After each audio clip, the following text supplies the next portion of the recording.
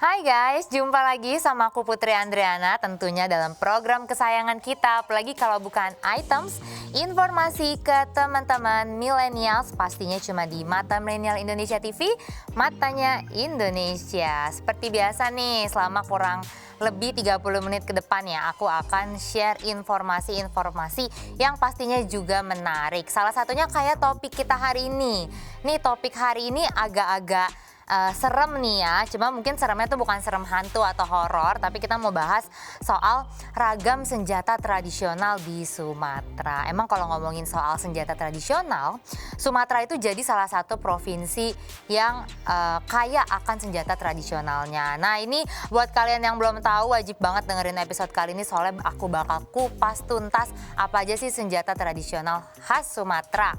Yang pertama ini kita langsung ke daerah Aceh atau Nanggro Aceh Darussalam. Di sana itu ada senjata tradisional yang namanya rencong. Jadi senjata tradisional asal Aceh ini termasuk dalam daftar warisan budaya tak benda Indonesia. Karena rencong ini memang sudah tidak digunakan lagi sebagai senjata berperang, namun rencong masih syarat dengan makna keberanian dan kegagahan. Jadi masih sering dipakai dalam beberapa upacara seperti pernikahan atau upacara lainnya. Dan senjata ini juga sering digunakan dalam pertunjukan tari saudati dan sebagai seni ukir. Senjata tradisional ini memiliki 4 jenis, yaitu yang pertama ada rencong meu pucok. Jadi jenis rencong ini biasanya digunakan dalam upacara adat serta kesenian. Panjangnya itu kurang lebih 30 cm atau kayak seukuran penggaris lah ya. Dimana bagian gagangnya terbuat dari ukiran logam dari gading atau emas. Terus yang tipe 2 lagi, jenis 2 lagi itu ada rencong meu cugek yang dinamakan karena pada bagian gagangnya terdapat bentuk panahan yang dalam bahasa Aceh sering disebut cugek atau mencugek. Nah, bentuk rencong seperti ini memudahkan pemiliknya untuk memegang dan menikam badan lawan. Jadi memang senjatanya ini tuh dulu biasa digunakan untuk perang gitu ya teman-teman. Terus selanjutnya ada rencong meu kure. Nah, pada bagian mata rencong meu kure ini terdapat hiasan tertentu seperti kepala ular, bunga, atau hiasan lainnya. Di mana hiasan ini dibuat oleh pandai besi yang ditafsirkan dengan kelebihan yang dimilikinya. Dan apabila rencong ini disimpan dalam waktu yang lama, itu akan membentuk aritan atau kure yang dianggap mempunyai kekuatan magis. Terus masih ada jenis lainnya, itu rencong pudoy. Jadi kalau dalam masyarakat Aceh, pudoy itu sendiri diartikan belum sempurna atau memiliki kekurangan. Dan rencong ini disebut pudoy karena bentuknya memang belum sempurna. Itu bisa terlihat pada bentuk gagangnya yang lurus dan sangat pendek. Nih satu daerah aja itu jenisnya banyak banget ya. Itu kayaknya kalau ngafalin pun bisa nggak langsung hafal, atau mungkin masyarakat aslinya juga bingung nih bedain rencong yang satu dengan rencong lainnya. Terus masih ada lagi nih dari Sumatera Utara, senjata khas lainnya yaitu pisau surit. Nah, senjata ini digunakan oleh masyarakat dataran tinggi Tanah Karo. Bentuknya panjang dan bagian ujungnya bercabang 2. Dan kalau menurut kepercayaan warga sekitar, dulunya pisau surit sering digunakan oleh para pejuang daerah untuk melawan Belanda. Berarti udah ada sejak zaman penjajahan dulu ya, sebelum Indonesia merdeka. Terus ada lagi pisau gajah dompak yang berasal dari 2 kata, yaitu pisau yang artinya pisau dan gajah dompak yang mencerminkan bentuk ukirannya berpenampang gajah. Dan konon katanya pisau gajah dompak ini udah ada dan digunakan pada masa kerajaan Batak masih berjaya di masa lalu. Pisau gajah dompak ini dulunya tidak boleh dimiliki oleh sembarang orang, melainkan khusus untuk anggota kerajaan aja. Tapi sementara itu masyarakat umum hanya boleh menggunakan senjata lain seperti pisau karo, pisau senelenggam, pisau gading, dan lain sebagainya. Jadi dulu tuh memang meskipun senjata tradisional macem-macem ya, tapi cuman di kasta tertentu aja yang boleh make. Tapi mungkin kalau sekarang bisa disimpan siapa aja karena kan kayak kerajaan-kerajaan kayak gitu udah nggak ada ya. Nah terus selanjutnya ini ada hujur, yang mana senjata tradisional ini mirip seperti tombak dan terbuat dari logam. Hujur ini sering digunakan oleh masyarakat suku Batak untuk berburu dan saat berperang. Secara garis besar, hujur ini bentuknya pipih seperti daun dengan bagian tulang di tengahnya dan juga memiliki ukuran panjang 25 cm dan lebar 5,5 cm. Sebenarnya kalau ngomongin senjata tuh panjangnya kurang lebih kayak nggak jauh-jauh 20-30 cm kayak penggaris lah ya kira-kira. Nah, terus bagian ganggang senjata ini terbuat dari kayu yang panjangnya kurang lebih 2 meter. Ini bikinnya aja kayaknya susah, harus dari kayu atau bahan-bahan alam gitu ya yang memang harus tajam, jadi bisa digunakan saat perang zaman dulu. Terus selanjutnya ada lagi senjata dari Sumatera Barat, namanya tuh kerambit. Nah, senjata tradisional yang satu ini itu punya beragam penamaan di setiap daerah provinsi Sumatera Barat. Bisa kerambit atau nyebutnya karambit atau kurambiat gitu ya. Dan secara historis kerambit ini terinspirasi dari legenda Cindaku, yaitu manusia Minang yang bisa berubah menjadi harimau. Sehingga bentuk kerambit itu dibuat menyerupai lengkungan kuku harimau. Lalu kerambit atau kurambiak ini sangat kecil dan tipis sehingga dapat disembunyikan dalam baju. Ukurannya juga bisa digerakkan dengan lebih leluasa dan cepat dibandingkan senjata lain yang besar dan berat.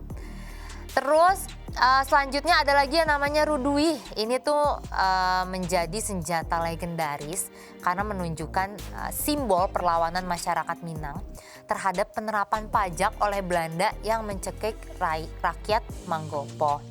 Rudui ini merupakan senjata yang digunakan Mande Siti, yaitu sosok pahlawan wanita suku Minangkabau yang dikenal sebagai singa betina dari Manggopo. Terus masih ada lagi nih teman-teman, ada senjata yang namanya piarik yang merupakan senjata tradisional dengan 3 mata atau mudah dikenal dengan sebutan trisula. Dan tempo dulu piarik ini digunakan untuk berburu dengan hewan yang memiliki kapasitas yang besar. Namun seiring berkembangnya zaman penjajahan itu digunakan sebagai senjata perlawanan.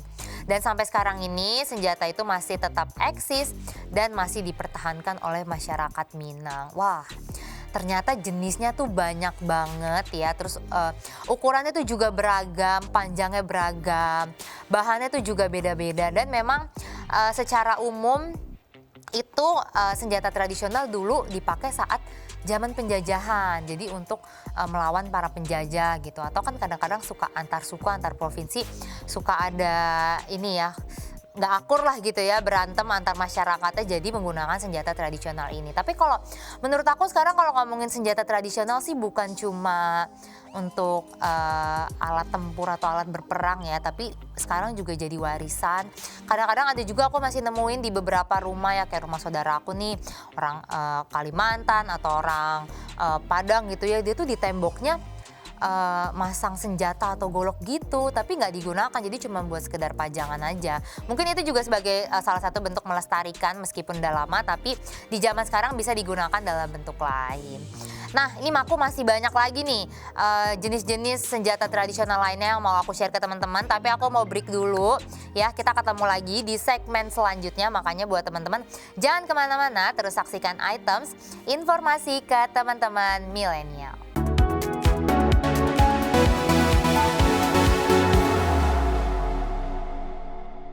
Oke guys, balik lagi ya sama aku Putri Andriana, tentunya masih dalam acara Items, informasi ke teman-teman milenial. Tadi obrolan kita soal senjata tradisional khas Sumatera kan belum selesai di segmen 1.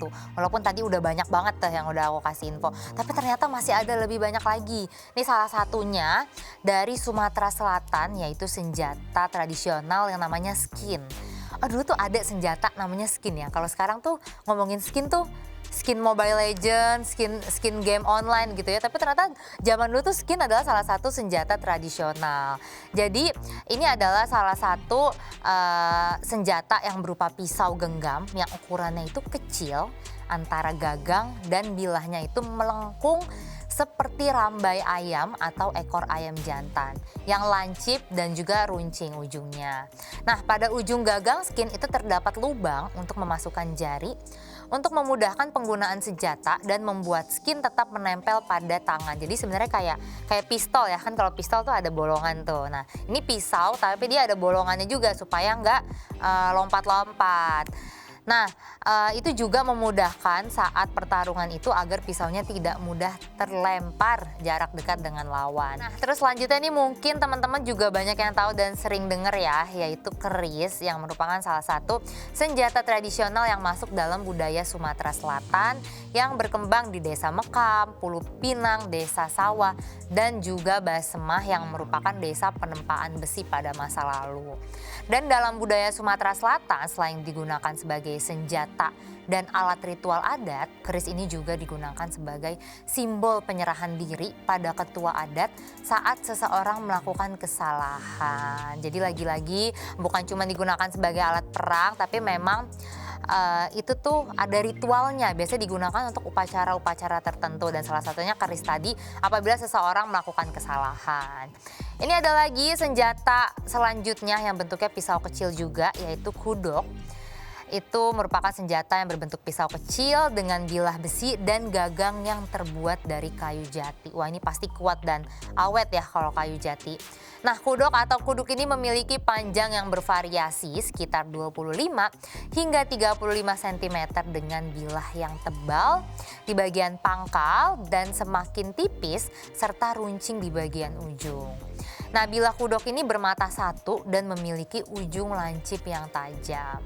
Kudok juga digunakan dalam kehidupan sehari-hari sebagai perkakas kerja dan juga sebagai pertahanan diri. Namun gak jarang juga kalau senjata kudok ini dipakai untuk menyerang musuh sebagai senjata yang mematikan. Nah, selanjutnya ini senjata yang berasal dari Kepulauan Riau, yaitu pedang jenawi. Ini merupakan senjata tradisional daerah Riau yang bentuknya seperti pedang mor dari Arab dan juga memiliki bilah bermata satu yang ramping sepanjang 1 meter dengan ujung yang lancip. Kalau kita lansir dari website Direktorat Jenderal Kebudayaan Republik Indonesia, pedang jenawi ini digunakan oleh para panglima dalam peperangan. Jadi lagi-lagi sebenarnya kalau ngomongin senjata tradisional zaman dulu tuh bingung gak sih ngebedain? Bentuknya tuh hampir-hampir mirip kan, kayak pedang, golok, atau keris, atau pisau. Tapi sementara semuanya tuh punya ciri yang berbeda-beda dan juga asalnya beda-beda gitu. Terus selanjutnya ada lagi klewang. Jadi kalau misalnya tadi pedang jenawi ini digunakan oleh para panglima perang, maka prajurit mereka akan menggunakan klewang ya sebagai senjata. Nah, klewang ini adalah senjata berbentuk golok panjang dengan bilah yang membesar dari pangkal lalu melengkung pada bagian ujung yang lancip. Klewang ini juga selain digunakan dalam peperangan, itu juga digunakan dalam kehidupan sehari-hari oleh masyarakat Riau, yaitu salah satunya untuk mengurus kebun. Jadi selain bermanfaat sebagai senjata juga bermanfaat kegiatan sehari-hari. Terus selanjutnya ada lagi senjata dari badik tumbuk lada. Jadi sebenarnya nama badik ini merujuk pada sebutan untuk senjata tradisional.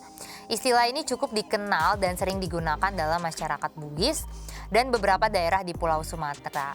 Meskipun badik termasuk senjata tradisional, namun fungsinya tidak hanya digunakan untuk pembelaan atau melindungi diri, tapi badik tumbuk lada juga biasa digunakan dalam upacara adat. Selain itu, senjata tradisional ini juga sering dipakai dalam baju adat tradisional seperti properti atau pelengkap. Kan kita sering lihat ya kalau di baju-baju adat tuh biasanya di pinggangnya gesper ada sangkutan buat senjata. Nah, itu mungkin salah satunya senjata yang tadi. Terus ini ada lagi senjata dari Jambi, yaitu namanya keris tumbuk landak yang menjadi senjata tradisional dan mirip seperti badik tumbuk lada yang menjadi salah satu senjata tradisional Provinsi Riau. Nah, keris tumbuk lada ini bentuknya lurus dan ukurannya tergolong pendek, di mana bagian wilahan keris ini ada yang lurus tapi ada pula yang berlekuk. Dan bagian kepala keris tumbuk lada ini terbuat dari bahan tanduk atau kayu. Dan untuk pangkal sarung kerisnya itu berbentuk bulan sabit ya sebagai senjata tradisional Juga keris tumbuk lada ini sering digunakan dalam pertarungan jarak dekat. Keris tumbuk lada ini berukuran panjang sekitar 27 hingga 29 cm dengan lebar berkisar 3,5 hingga 4 cm. Keris ini juga dimasukkan dalam sarung yang memiliki ukiran berpola rumit. Dan keunikan utama dari senjata tradisional keris tumbuk lada ini yaitu pola ukiran yang ada pada sarung atau pembungkus keris ini, di mana umumnya sarung keris ini dilapisi kepingan perak yang kemudian diukir dengan pola khas daerah Jambi. Pola ukiran ini tidak hanya ada pada bagian sarungnya aja, tapi juga ada di bagian pangkal senjata tradisional ini yang umumnya berpola tumbuh-tumbuhan. Jadi mungkin sebagai salah satu ciri khas pembeda juga ya. Jadi ketika ada keris yang ada logo pola Jambinya, nah ini berarti asal-usulnya dari Jambi. Dan selain ukirannya, keris ini juga memiliki keunikan yang ada pada cara memegangnya yang bergantung pada tujuan atau sasaran serangan. Caranya dibagi menjadi dua, yaitu dengan mengarahkan mata atau ujungnya ke atas. Sedangkan cara lainnya dengan mengarahkan bagian ujungnya ke bawah. Jadi sebenarnya cara penggunaannya tuh beda-beda ya. Bisa kita langsung ke mata atau misalnya bisa ke atas. Ini menurutku salah satu senjata yang unik sih. Jadi harusnya memang di setiap senjata tuh punya pembeda masing-masing. Entah dibuat ukiran polanya atau bentuknya kah atau sarungnya. Jadi ini menunjukkan oh ini ciri khas dari Jambi nih. Atau misalnya ini dari Kepulauan Riau gitu. Jadi kita ngeliatnya tuh kayak nggak semuanya keris, semuanya pisau tuh sama aja ya gitu. Nah terus ini masih ada lagi senjata-senjata lainnya khas Sumatera, tapi lagi-lagi nggak cukup nih kalau bahas di segmen ini. Aku bakal balik lagi di segmen selanjutnya, yuk kita bahas lagi apa aja sih senjata tradisional khas Sumatera lainnya. Jadi buat teman-teman yang kepo, pastiin ya terus bersama aku di Items, informasi ke teman-teman milenial.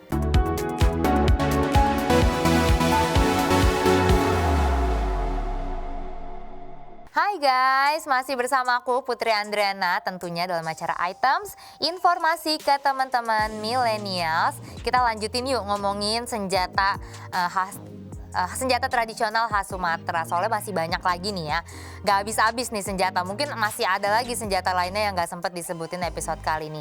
Tapi ini kita lanjut ya, dari daerah Bengkulu itu juga ada senjata khas tradisionalnya itu keris Bengkulu. Jadi dalam kita mengenal rumah adat, pakaian adat, tarian adat, dan juga senjata tradisional ini disebutkan juga kalau misalnya keris Bengkulu ini menjadi salah satu benda yang dikeramatkan masyarakat setempat.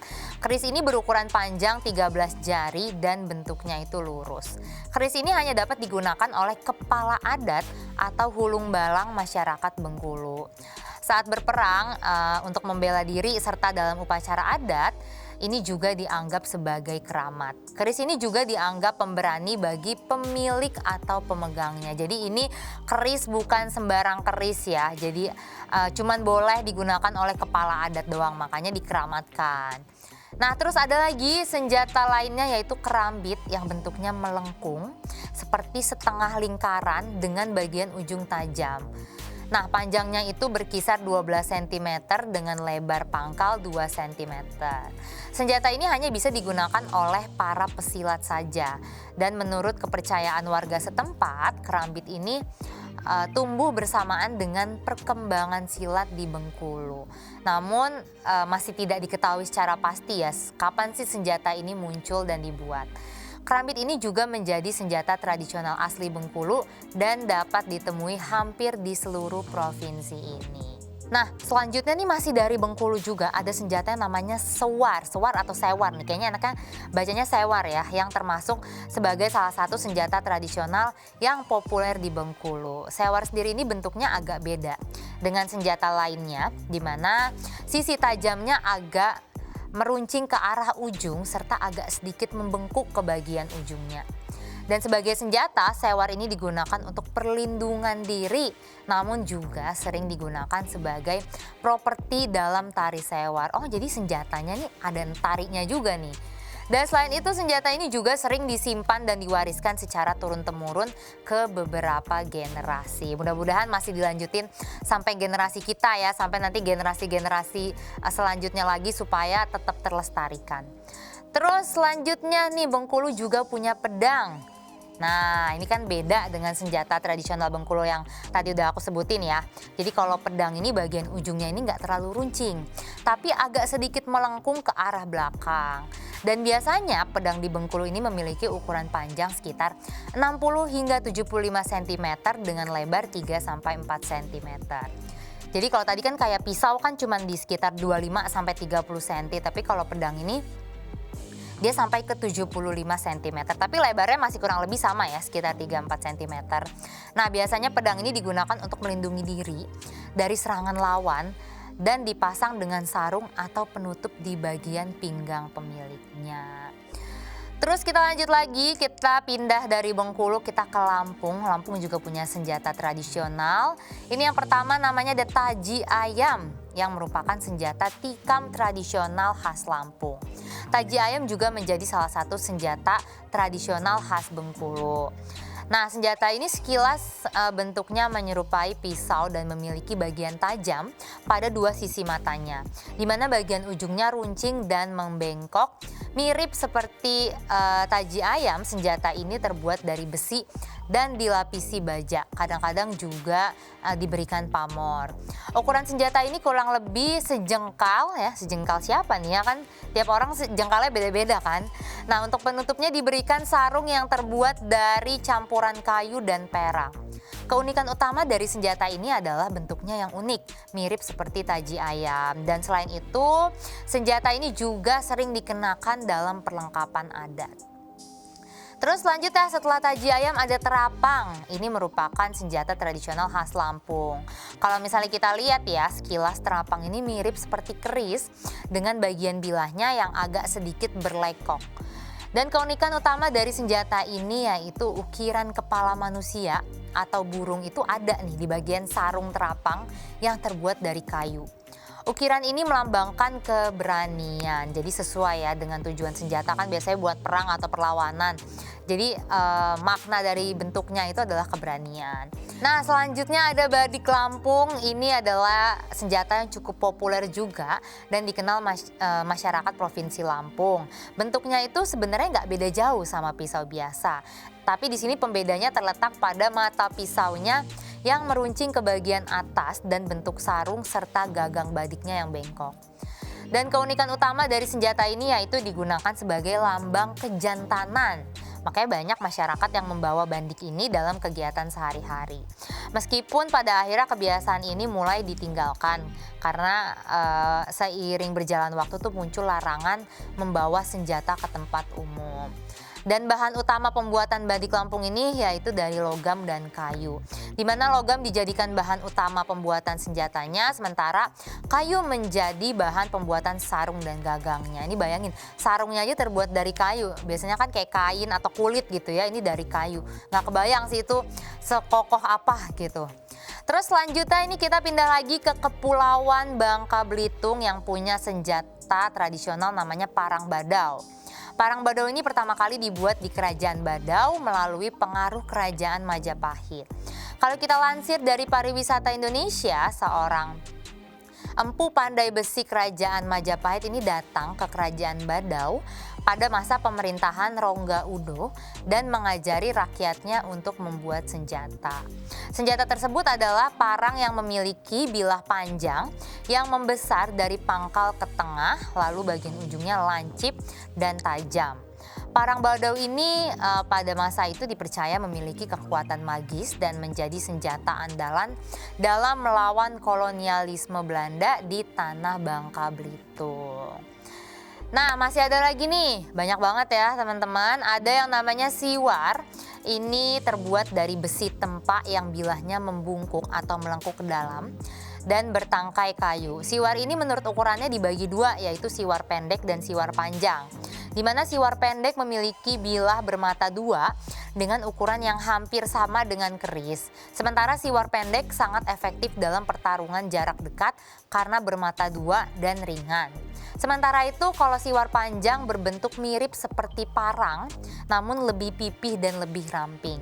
Siwar panjang memiliki bilah bermata satu yang ringan dan tajam sehingga memungkinkan gerakan cepat tanpa mengeluarkan terlalu banyak tenaga. Jadi masing-masing punya kelebihan dan kekurangan ya. Terus lanjut lagi nih, ada kedik. Ini merupakan senjata tradisional Bangka Belitung yang memiliki bentuk mirip seperti celurit. Nah, perbedaan kedik dan celurit adalah ukuran kedik sedikit lebih kecil, lebih ringan, dan juga bilahnya lebih lebar, serta lengkungan bilahnya tuh lebih curam apabila kita bandingkan dengan celurit. Nah, karena bentuknya melengkung atau bengkok, masyarakat Bangka Belitung sering menyebutnya kedik sebagai parang bengkok. Kedik juga dapat digunakan sebagai senjata, tapi dalam kehidupan sehari-hari masyarakat Bangka Belitung biasanya menggunakan kedik sebagai alat pertanian untuk membersihkan rumput yang mengganggu. Kalau kita lansir dari situs resmi Kementerian Pendidikan dan Kebudayaan Republik Indonesia, kedik ini digunakan dengan cara diletakkan di pangkal rumput dan ditarik ke belakang sehingga penggunanya harus berkongkok sembari bergerak mundur. Ini salah satu contoh. Kedik ini adalah senjata tradisional yang bisa dimanfaatkan oleh masyarakat umum dalam kegiatan sehari-hari. Jadi bukan cuma sekedar perang atau alat perlindungan diri, tapi juga bisa digunakan oleh masyarakat umum, apalagi yang memang setiap harinya tuh aktivitasnya di pertanian. Nah, jadi tuh senjata-senjata tradisional khas Sumatera gimana? Sampai sini udah pusing belum? Udah bingung dengan nama-namanya? Kayaknya nonton sekali aja nggak cukup nih, bisa harus berkali-kali supaya hafal nama sama bentuknya ya. Tapi nggak apa-apa, ini kita sambil sama-sama belajar juga. Dan buat teman-teman, jangan lupa ya, kita tuh punya budaya-budaya tradisional yang bagus-bagus dan kalah keren. Jadi kita juga harus turut mengembangkan dan juga melestarikannya.